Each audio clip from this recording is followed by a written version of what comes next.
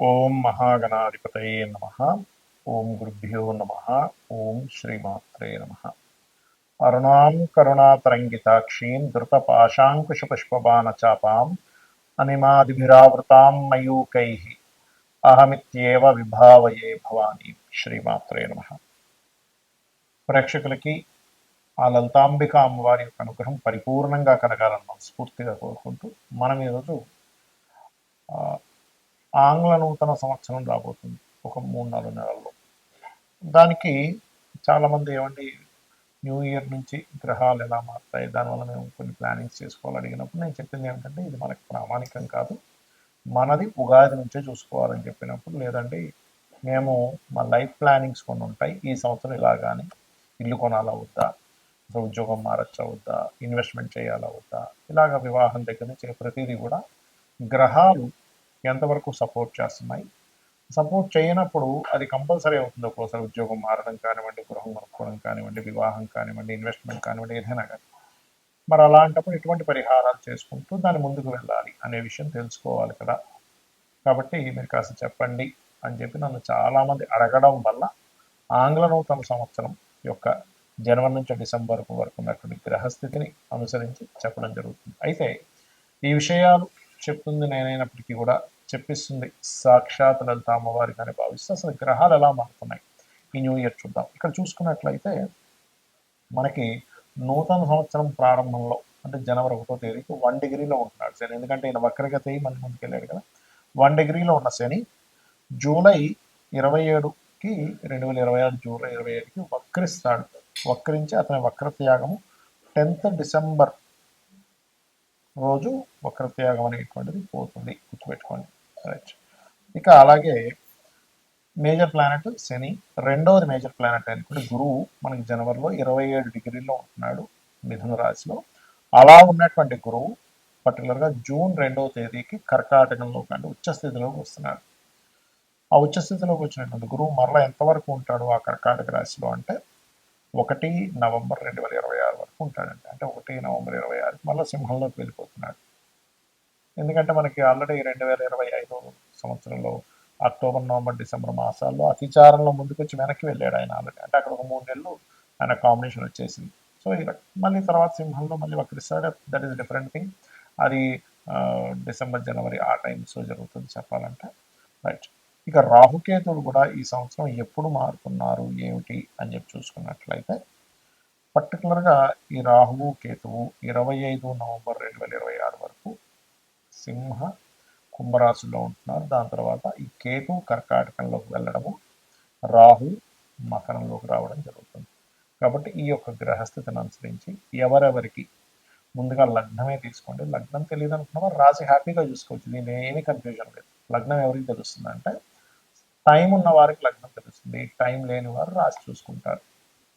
వృశ్చికం వారికి కనుక చూసుకుంటే 2026 సంవత్సరంలో జనవరి నుంచి డిసెంబర్ వరకు ఉన్నటువంటి మేజర్ ప్లానెట్స్ యొక్క స్థితి కనుక చూసుకుంటే 4లో రాహు ఉంటున్నాడు. ఈ 4లో రాహు అనేటువంటిది ఎంతైనా కానీ మీరు విదేశాల్లో అక్కడ సెటిల్ అవ్వడానికి, గ్రీన్ కార్డు హోల్డర్స్ అవ్వడానికి యోగిస్తాడు, అందులో ఎటువంటి సందేహం లేదు. కానీ ఏదైనా ఒక ప్రాపర్టీ తీసుకునేటప్పుడు మాత్రం ఈ సంవత్సరం చాలా కేర్గా ఉండవలసింది. విదేశాల్లో ప్రాపర్టీస్ తీసుకునే వారికి ఇబ్బంది లేదు, కానీ ఇండియాలో ఉంటూ కొన్నిసార్లు మనం తెలియకుండానే కొన్ని పర్మిషన్స్ లేని ప్రదేశాలు, లేకపోతే కొంత ఇప్పుడు ఈ మధ్య మనకి హైడ్రా అని వస్తుంది, అది వాటర్ ప్లేస్ అయితే మనం తీసేసుకున్నాక వాటర్ వెళ్తుంటే ఇక్కడ మీకు పని చేయదు, పర్మిషన్ ఇవ్వని అంటూ ఉంటాం. అటువంటివి ఏదైనా చీటింగ్ జరగడం ఇటువంటివి ఉన్నాయి. కాబట్టి ఈ విషయంలో చాలా కేర్గా ఉండండి రాహు 4లో ఉన్నప్పుడు. ఇక రాహు మీకు 25 నవంబర్ నుంచి 3లోకి వస్తే పరాక్రమ యోగము, ఏదైనా సాధించే శక్తిని ఇస్తాడు. ఈ ఒక్క విషయం జాగ్రత్తగా ఉంటే సరిపోతుంది. కానీ కొంతమందికి ఏంటంటే ఏమంటే లేదంటే మేము ఆల్రెడీ తీసేసుకున్నాం ఏమిటి అంటే ఖచ్చితంగా దుర్గా నామాన్ని స్మరించండి, తద్వారా మీకు ఇబ్బంది అనేది తగ్గుతుంది. ఇది గుర్తుపెట్టుకోండి. విద్యార్థులకి విదేశాలకు వెళ్ళి చదువుకోవడానికి కూడా అనుకూలిస్తాడు 4లో ఉండేటువంటి రాహు. అలాగే దశమంలో కేతు ఉన్నందుకు కాస్త 25 నవంబర్ 2026 వరకు ఉద్యోగంలో ఎదుగుదలని ఇస్తాడు సింహరాశిలో ఉన్నందుకు. కానీ ఉద్యోగంలో తెలియని చిరాకు, చికాకు, స్ట్రెస్ ఇవి కూడా ఇస్తూ ఉంటాడు. కాబట్టి ఈ యొక్క విషయంలో చాలా జాగ్రత్తగా ఉండాలి, ఇది గుర్తుపెట్టుకోండి. అలాగే మరొక విషయం ఏంటంటే ఇక్కడ గమనించినట్లయితే ఈ ధనాధిపతి, రెండవ స్థానాధిపతి అయినటువంటి గురువు ధనస్థానం మీద దృష్టి ఉంది. కాబట్టి ఇక్కడ 2 జూన్ వరకు, ఎందుకంటే ఈ గురువు వక్రించి వెనక్కొచ్చి మళ్ళీ స్ట్రైట్ అవుతున్నాడు, అష్టమంలో ఉంటున్నాడు. చాలామంది ఏంటంటే అమ్మో అష్టమ గురువు అనుకుంటారు. కాదు, అష్టమంలో ఉండే గురువు తాను ధనస్సుని చూస్తున్నాడు అంటే ఖచ్చితంగా ధనస్థానాన్ని చూస్తున్నప్పుడు ధన అభివృద్ధిని ఇచ్చి తీరుతాడు. ఇంకా అందులో ఎటువంటి సందేహం లేదు. So don't worry.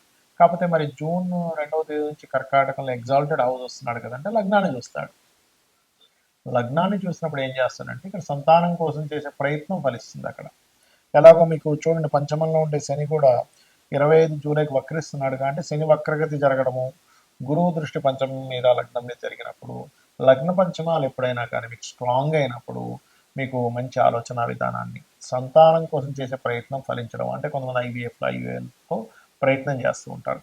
అటువంటి విషయాల్లో ప్రయత్నం జరగడము ఇవి జరుగుతూ ఉంటాయి, గుర్తుపెట్టుకోండి. మరి ఈ 9వ స్థానంలోకి కేతు ఎంటర్ అవుతాడు ఎప్పుడు 25 నవంబర్ నుంచి. అప్పుడు మాత్రం కొంచెం పుణ్యక్షేత్ర దర్శనాలు అక్కడి నుంచి 1 సంవత్సరంన్నర పాటు, పెద్ద మొత్తంలో ఏదైనా మనీ ట్రాన్స్ఫర్ చేసేటప్పుడు కొద్దిగా చూసుకోవాలి. ఇటువంటి ఫలితాలు ఇస్తున్నాడు. అయితే మీరు నిత్యము చేయవలసిన దేవతారాధన మాత్రం ఎక్కువగా దత్తాత్రేయుని ఎక్కువ ఆరాధించండి, కాలభైరవ అష్టకం చేసుకోండి, అన్ని విధాలా మీకు బాగుంటుంది.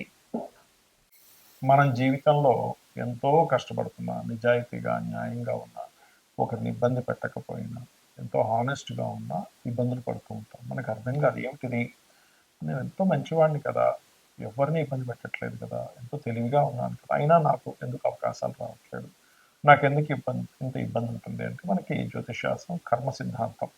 అంటే నువ్వు ఏ కర్మనైతే చేసావో ఆ కర్మ నువ్వు అనుభవించాలి, ఇంకోరు అనుభవించేది లేదు. కొన్ని ఉంటాయి, తల్లిదండ్రులు వంశం అనుభవిస్తూ ఉంటుంది, కొన్ని దేవతా శాపాలు, కొన్ని పిశాచ బాధలు, ఇలా కొన్ని ఉంటాయి.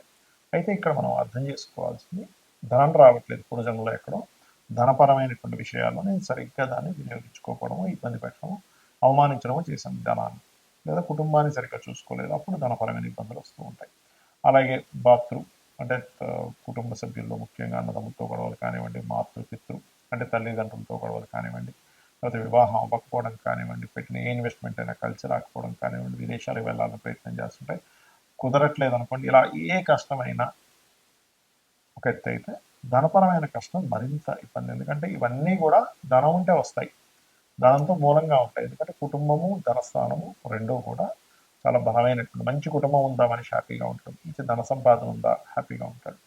అయితే వీటితో పాటు అనారోగ్యము, కొన్ని పిశాచ బాధలు ఇవి కూడా ఉంటాయి, ఉండవని చెప్పట్లేదు. కానీ మనం మరి ఎందుకు నిత్యము పూజలు చేస్తున్నా, లేకపోతే ఎంత చక్కగా ఉన్నా ఎందుకు మనకు అనుకున్నంత రావట్లేదు అంటే, మీరు చేసేటువంటి నిత్య పూజాది విధానంలో మనకి శాస్త్రంలో ఉంది ఏమిటంటే మంత్రము, యంత్రము, తంత్రము అంటారు.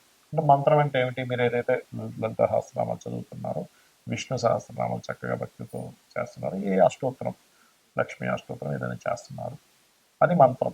తంత్రము అంటే ఏ పుష్పాలు, ఏ ద్రవ్యాలతో చేస్తున్నారు. మనకి శాస్త్రంలో మన కామ్యం నెరవేరడానికి ఒక్కొక్క ద్రవ్యం చెప్పారు. కొంతమంది అక్షింతలతో చేస్తే, మరి కొంతమంది ఎర్రటి పుష్పాలతో చేయండి, లేకపోతే ఫలానా పదార్థాలతో హోమం చేయండి, మీకు శత్రు బాధలు ఉన్నాయంటే ఇలాగా మిరపకాయలతో చేయండి, లేకపోతే మిరియాలతో చేయండి అని చెప్తూ ఉంటారు. అది ద్రవ్యం. సో తంత్రం, తాంత్రికం అంటే అది. ఇక యంత్రము ఎంత గొప్పదంటే మనకి మన యొక్క కర్మని కంట్రోల్ చేసేది ఉంటుంది. అయితే మనకి మార్కెట్లో కామన్గా ఇలాంటి యంత్రాలు మనకి చక్కగా లభిస్తుంటాయి, తెచ్చుకుంటారు, పూజించుకుంటుంటారు. ఈ యంత్రానికి ఉన్న శక్తిని బట్టి అంతవరకు దాని ఫలితం ఇస్తుంది. అయితే మనకి శాస్త్రంలో చెప్పింది ఏమిటి అంటే, ఈ రకంగా ఈ ప్యూర్గా లేనట్లయితే అది అంత ఫలితం ఇవ్వదు. ప్యూర్గా ఉండాలి ఎప్పుడు కూడా. మనకి ఎనీ ప్రోడక్ట్ చూడండి, అది ప్యూర్గా ఉందా లేదా, అది ఎంతవరకు బలం చూపిస్తుంది అని చూస్తూ ఉంటాం కదా. ప్యూరిటీకి ఎక్కువ నాణ్యత, ఎక్కువ కాలం మనడము, దాని ఎనర్జీ ఎక్కువగా ఉండడం జరుగుతుంది, మన అందరికీ తెలుసు. ఆర్గానిక్ ఫుడ్ కానివ్వండి, మనం వాడే ఏ వస్తువైనా కానీ, ఒక లెదర్ బ్యాగ్ కానివ్వండి, అన్ని కదా. అలాగే శాస్త్రంలో వెరీ క్లియర్గా ఇలా ఇది ఏమిటంటే చూసుకున్నట్లయితే చూడండి క్లియర్గా, ఇది లక్ష్మీ యంత్రము, ప్యూర్ కాపర్ అన్నమాట. ప్యూర్ కాపర్ మీరు టెస్ట్ చేయొచ్చు కూడా కావాలంటే. ఈ ప్యూర్ కాపర్ మీద మరి యంత్రం వేసుకొని తీసుకెళ్ళి ఇంట్లో పెట్టేసుకుంటే వస్తుందా అంటే అలా పనిచేయదు. మనకు చాలామంది పాపం అమాయకంగా మార్కెట్లో ఇది దొరుకుతుంది కదా అని తీసుకెళ్ళి పూజ చేసేసుకుంటారు. ఇది పూజ చేసుకున్నందుకు కొంత ఫలితం ఇస్తుంది, నేను ఇవ్వదు అని చెప్పట్లేదు. కానీ ఇదే యంత్రంలో కనుక మీరు చక్కగా దీనికి పంచవాసములు అంటారు. అంటే ధాన్యవాసము అంటే ధాన్యంలో ఒకరోజు పెడతారు, పుష్పావాసం పుష్పాల్లో ఒకరోజు పెడతారు కొన్ని మంత్రాలు చదివి, అలాగే జలావాసము జలంలో కొన్ని రోజులు పెడతారు, అలాగే క్షీరావాసం భూవాసం, ఇలా 5 వాసములు చేసినప్పుడు దీనికి ఒక శక్తి వస్తుంది. ఇలా 5 వాసాలు చేసినటువంటి యంత్రానికి రుద్రాభిషేకం చేస్తారు. ఏకాదశ రుద్రాభిషేకం, సహస్ర రుద్రాభిషేకం చేసేవారు కూడా ఉంటారు. అలా చేసి కొన్ని జపాలు కొన్ని రోజుల పాటు జపం చేసి ఈ యంత్రానికి శక్తిని చేకూరుతారు. ఈ పద్ధతి మనకి ఆలయాల్లో పెడుతూ ఉంటారు. మీరు గమనించండి, ఇప్పుడు మనకి మన రాముడి విగ్రహం పెట్టేటప్పుడు కూడా కొన్ని వేల సంఖ్యలో కొన్ని లక్షల సంఖ్యలో జపం చేసి దానికి పెట్టారు. ప్రతి ఆలయంలోని మనకి ఆదిశంకరాచార్యులు వారు కూడా యంత్ర స్థాపనలు చేశారు. తిరుపతిలోని చాలా ప్రదేశాలు. అంటే అది ఆకర్షణ ఇస్తుంది. ఆకర్షణ ఎప్పుడైతే ఎక్కడైతే ఉంటుందో, ఎందుకంటే కుజుడు ఆకర్షణ కారకుడు, కుజుడికి సంబంధించిన మెటల్ ఈజ్ కాపర్. కాబట్టి ఇక్కడ మీరు అర్థం చేసుకోవాల్సింది ఏంటంటే, మీరు అనుకున్నంత స్థాయికి మీరు వెళ్ళలేకపోతున్నారు, మీరు ఇంకా రీచ్ అవ్వలేకపోతున్నారు, ఎంత ధర్మంగా ఉన్నా ఎంత కష్టపడుతున్నారు అంటే మన కర్మ అడ్డుపడుతుంది. కర్మని తొలగించేటువంటి శక్తి కుజుడికి ఉంటుంది. అంటే కుజుడు అంటే ప్రయత్నం. అందుకే నువ్వు ప్రయత్నం చేయి, నీకు గ్రహాలు కూడా అనుకూలిస్తాయంటూ ఉంటారు.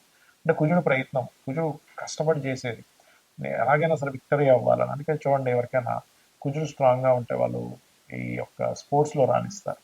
సరే, ఏంటంటే కర్మకారకుడు, ఆయనే మనకి శత్రువు కాదు, మన కర్మ మనకు అందిస్తున్నాడు. మనం ఒక రక్షణ కవచంగా మనం ఏర్పరచుకోవాలంటే మంత్రం, తంత్రం, యంత్రం. సో ఈ యంత్రాన్ని పెట్టుకొని మీ గోత్రనామాలతో చేయించుకొని మీరు కనుక ఇంట్లో పెట్టుకొని మీరు కనుక దానికి రోజు నిత్య అనుష్ఠానం అంటారు, పొద్దున్న సాయంత్రం చక్కగా పూజ చేసుకోవడము, దానికి నైవేద్యం కొబ్బరికాయను కొట్టచ్చు. పంచోపచార పూజ, ఏదో పెద్ద పెద్ద పూజలు ఏమి అక్కర్లేదు, చక్కగా పంచోపచార పూజ అంటే గంధము, పుష్పము, అదేవిధంగా నైవేద్యము, ధూపం, దీపం, భక్తి శ్రద్ధలతో కనుక చేయగలిగితే మీరు పడేటువంటి కష్టానికి ఫలితం ఉంటుంది, గుర్తుపెట్టుకోండి. అయితే ఇక్కడ ఏంటంటే మనం తీసుకునేటువంటి యంత్రం దాన్ని ఎంత ఇదిగా క్రియేట్ అవ్వాలి. ఇప్పుడు చూడండి, ఒక సిమ్ కార్డ్ ఉంది, మనం వెళ్ళి సిమ్ కార్డు కొనేసుకొని మనం ఫోన్లో పెట్టుకుని పని చేయదు. ఎందుకు పని చేయదు? దాన్ని అది యాక్టివ్ అవ్వలేదు. సరే, యాక్టివ్ అయ్యింది, మంచి సిమ్ కార్డు తీసుకోవాలి. అంటే అలాగా మంచి సిగ్నల్స్ వచ్చే కంపెనీ తీసుకుంటాం, లేకపోతే సిగ్నల్స్ సరిగ్గా రావు. అలాగే సిమ్ కార్డు వేసుకున్న తర్వాత మళ్ళీ ఎవ్రీ మంత్ రీఛార్జ్ చేయడం, లేకపోతే ఫోన్ని ఛార్జింగ్ పెట్టడము, ఎవ్రీ మంత్, లేకపోతే దానికి డాటా కొన్ని ఉంటాయి, అవన్నీ రీఛార్జ్ చేస్తుంటాం. అంటే అలాగే మనం ఏదో ఇంట్లో యంత్రాన్ని పెట్టేసుకోవడం కాకుండా ఈ యంత్రానికి సరిగ్గా పరివార దేవతలు ఎవరు, ఎటువంటి బీజాక్షరాలు, ఎటువంటి సమయంలో యంత్రం వేయాలి, దీనికి ఎలాంటి వాసాలు చేయాలి, దాని తర్వాత మనం తెచ్చుకొని ఇంట్లో పెట్టుకున్నాక కూడా దాన్ని ఎలాగ చేసుకోవాలనేటువంటి సరైన పద్ధతి కనుక చేసినట్లయితే మనకి మన కర్మలకి మనలో కూడా బుద్ధి చైతన్యం, అంటే నేనేం చేస్తున్నాననే ఒక క్లారిటీ, నేను ఎలా కష్టపడాలని ఒక క్లారిటీ, ఏ రకంగా ఉండాలనేటువంటి ఒక క్లారిటీ ఆ యొక్క అమ్మవారు మన బుద్ధి అందు ప్రవేశపెడుతుంది. తద్వారా మనం జీవితంలో కష్టాల నుంచి బయటపడగలుగుతాము. శ్రీమాత్రే నమః.